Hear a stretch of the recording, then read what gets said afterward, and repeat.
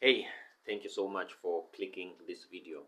I am Matthew Singati, a designer and developer from South Africa. This is my YouTube channel, Coded Design, where I teach coding and user interface design. This is somewhat a different series in the channel because here I will be discussing things centered around code elasticity. This is a term that I have coined myself trying to explain the problem that I am observing or I'm starting to see in the software development industry. So what is code elasticity? If you take a rubber band and scratch it, you will realize that it can stretch longer than a paper. If you take a paper and try to stretch it, it will quickly break. This is what I have observed in the coding industry. Our own code is not elastic. It cannot stretch enough such that it can improve our lives. It can become a tech startup.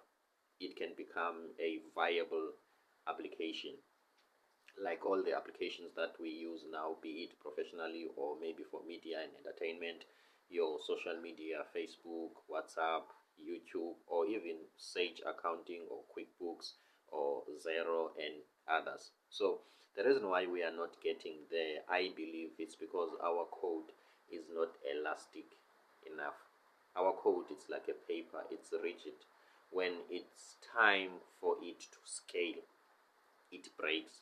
Hence, most developers and YouTube coders, they don't have the application or products that they own. We get into YouTube industry for only being institutions, meaning that we teach others to code, but we neglect the value and the treasure that is in the coding or software development industry, which is number one, having a voice in the industry. Because I believe if I was Mark Zuckerberg, I've invented Facebook or created Facebook, and now it's successful.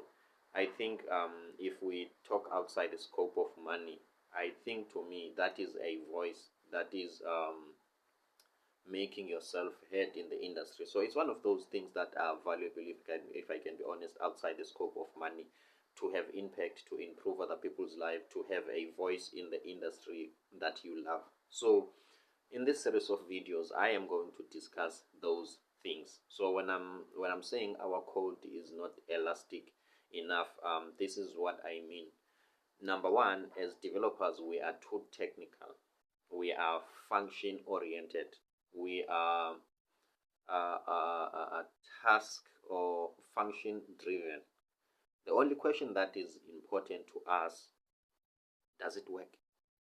As long as it doesn't have bugs and it works and it's functioning, kaboom, we are happy. And when we are even learning from YouTube channels, we are learning techniques on how to, for instance, how to upload a PHP form, how to create an Android app, how to deploy an app, and how to declare an array, and so forth. That is not wrong. Everything that I've mentioned is absolutely right for developers because you want to learn. Maybe you want to be hired as time goes by.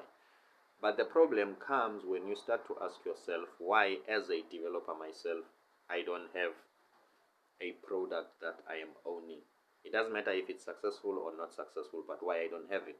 What's the problem? Why can't I create my own tech startup like Google, like Amazon, like Facebook, your Snapchats and your Instagram and your Twitters of this world?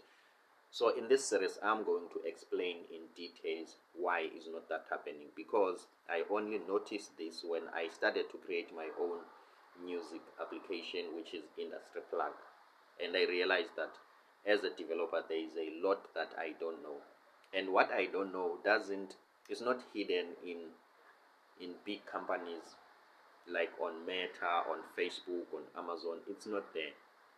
It's just in me to be conscious of and to be aware of and solve the problem. And one of those problems is that the code is not elastic. When you scratch it, when you scale it to a company, to a platform, it breaks. So I'm going to help you. Also, I'm helping me at the same time to fix those mistakes and to highlight to you the things that make a code like not to be elastic, a code to be rigid, why your code cannot become a tech product. I'm Matthew Singati, the designer and developer. If you feel like this content is adding more information to you, please consider subscribing so that you can be notified when I'm releasing another video on the same topic on code elasticity. Thank you so much.